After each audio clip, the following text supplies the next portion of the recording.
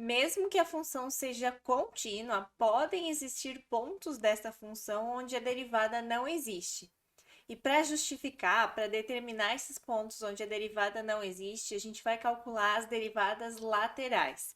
A mesma ideia que a gente tinha lá para limites laterais. Eu sou a Prof. Jaque de Matemática e se você gosta desse assunto ou precisa desse assunto, curte o vídeo, se inscreve no canal para não perder nenhuma novidade. Para estudar esse conceito de derivadas laterais, a gente vai resolver o exercício 1 da seção 4.10 do livro de cálculo A da dívida Miriam, que pede para a gente determinar as derivadas laterais nos pontos onde a função ela não é derivável e também esboçar o gráfico para a gente entender como funciona graficamente esses pontos. Aqui, a função 1, ela é uma função que é uma função modular. Ela tem 2 vezes o módulo de x menos 3. Então, a gente não pode simplesmente sair derivando essa função. A gente precisa transformar ela e tirar esse módulo da definição da função. Então, por definição de módulo, a gente pode reescrever essa função da seguinte forma: 2 vezes o x menos 3, se o x menos 3 for maior que zero, porque daí esse termo que está dentro do módulo, ele é positivo. Então, pela definição do módulo, a gente vai poder reescrever a função f de x como 2 vezes x menos 3, se x menos 3 é maior ou igual que zero. Nesse caso, o termo que está aqui dentro do módulo, x menos 3, ele é maior que zero, então o módulo não vai interferir, porque o módulo transforma o termo que está dentro dele em positivo. Como ele já é positivo, o módulo não faz diferença. Então, a expressão 2 vezes módulo de x menos 3 pode ser reescrita como 2 vezes o x menos 3, já sem o módulo. Já na situação onde o x menos 3 é menor que zero, aí o módulo faz diferença, ele transforma aquele termo que é negativo em positivo. E isso a gente pode reescrever matematicamente acrescentando esse menos aqui na frente. E a gente consegue transformar essa função que está escrita na forma de módulo nessa função aqui sem o módulo, só que aí apareceu uma função de várias sentenças. Vou fazer a distributiva, então 2 vezes x é 2x, 2 vezes o menos 3 é menos 6, e aqui embaixo a mesma coisa. E aqui eu também aproveito para levar esse 3 para o outro lado da nossa desigualdade. Então, ficou x maior ou igual que 3. Passei o menos 3 para o outro lado como mais 3. Nos dois casos. E temos essa função aqui agora para trabalhar, essa função de várias sentenças. O enunciado está pedindo para a gente determinar os pontos onde essa função não é derivável. E a gente percebe que existe uma quebra aqui no 3. Então, antes do 3, a função vai se comportar dessa forma aqui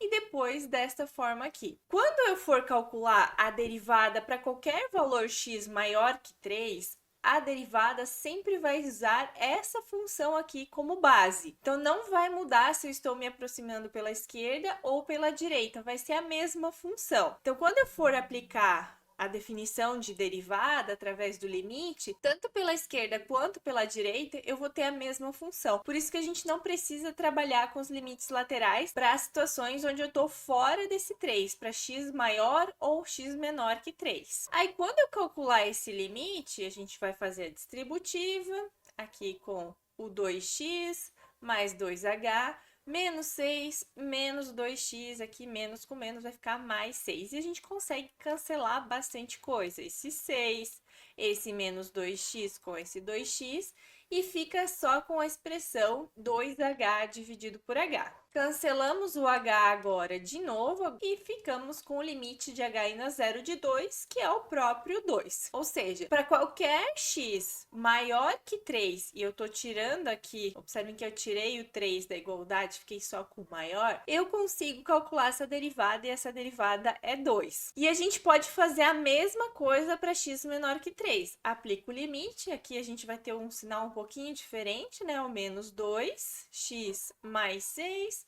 e aqui a mesma coisa. Então, faz a distributiva, a gente consegue cancelar de novo o 6 e o menos 6, o 2x com o menos 2x, fica com a expressão de menos 2h dividido por h, e de novo a gente pode simplificar o h e fica com o limite de h ainda zero de menos 2, que é menos 2. Ou seja, para cima de 3 a gente tem a derivada igual a 2, para baixo de 3 a gente tem a derivada de f igual a menos 2. Só que nesses pontos que não é o 3, a gente pode se aproximar desse ponto, por exemplo, o 4. Eu posso me aproximar do 4, tanto pela esquerda quanto pela direita, pela mesma função. A gente está se aproximando pela mesma função. Já quando eu estou em 3, a função muda. Então, para valores maiores que 3, eu vou ter que me aproximar por essa função e por valores menores que 3 por essa função. Graficamente, o que a gente estaria vendo? A gente marca esse ponto 3, a gente sabe que para cima de 3 a derivada é 2, para baixo de 3 é menos 2. Quando a gente calculou essas derivadas, a única restrição que eu coloquei era que x fosse maior ou menor que 3, mas pode ser próximo de 3 também. Então, quando a gente está fazendo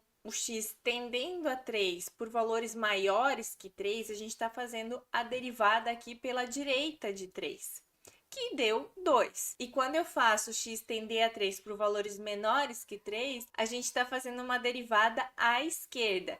E como essas duas derivadas dão valores diferentes, a derivada nesse ponto não vai existir. A gente também pode fazer o mesmo esquema aqui, eu utilizei as informações das derivadas para valores menores e maiores que 3, mas a gente pode fazer as derivadas laterais, que são definidas dessa forma aqui. A f' mais de 3 significa que a gente está derivando a função f para valores maiores que 3, ou seja, a gente está fazendo uma derivada à direita. E a mudança que vai acontecer é que esse h só vai ir para valores de 0 maiores que 0, só h's positivo. Mas a resolução é a mesma que a gente fez lá nos casos anteriores para qualquer x, só que aqui eu já troquei o x por 3. Se a gente for resolvendo, a gente faz a distributiva, tá? Para simplificar bastante coisa. E a gente vai chegar na mesma expressão que a gente tinha anteriormente. Portanto, a derivada à direita da função f no ponto 3 é 2. E se a gente fizer a derivada da função f pela esquerda no ponto 3, vai ser o menos 2. Vai seguir aquele mesmo padrão. A diferença é que aqui a gente tem o h tendendo a 0 mais, ou seja, h tendendo a 0 pela direita, e aqui a gente tem um h tendendo a 0 menos, que é o h tendendo a 0 pela esquerda. Essa é a diferença ali entre as derivadas laterais, pela direita e pela esquerda. Bom, a gente já viu então que a derivada no ponto 3 não existe, vai ser a única. Se a gente for olhar isso agora graficamente, o gráfico da função f, como é uma função modular do primeiro grau, aqui não temos x², apenas o x, isso aqui é uma reta. Então, é essa reta aqui. E essa aqui também é uma reta, que é essa aqui. E como é uma reta, a inclinação da reta tangente, que é a definição de derivada, é a própria inclinação dessa reta aqui. Então, a inclinação dessa reta é o menos 2 e a inclinação dessa reta aqui é o 2. Que foi o que a gente calculou lá através da definição de limite. No caso de reta, a situação fica um pouquinho mais simples. Esse é o gráfico da função. E o gráfico da derivada vai ser esse gráfico aqui, onde a gente tem, para valores menores que 3, uma reta paralela ao eixo y, aqui passando pelo ponto menos 2, né, altura menos 2. E quando x é maior que 3, a gente vai ter uma reta que é paralela ao eixo x, só que passando aqui na altura 2. E no 3, a derivada não vai existir, porque vai ter esse ponto de descontinuidade aqui na derivada, mas também porque essa função, a função f, é uma função que ela muda a inclinação da reta bruscamente, então a gente não tem como medir qual que vai ser essa inclinação.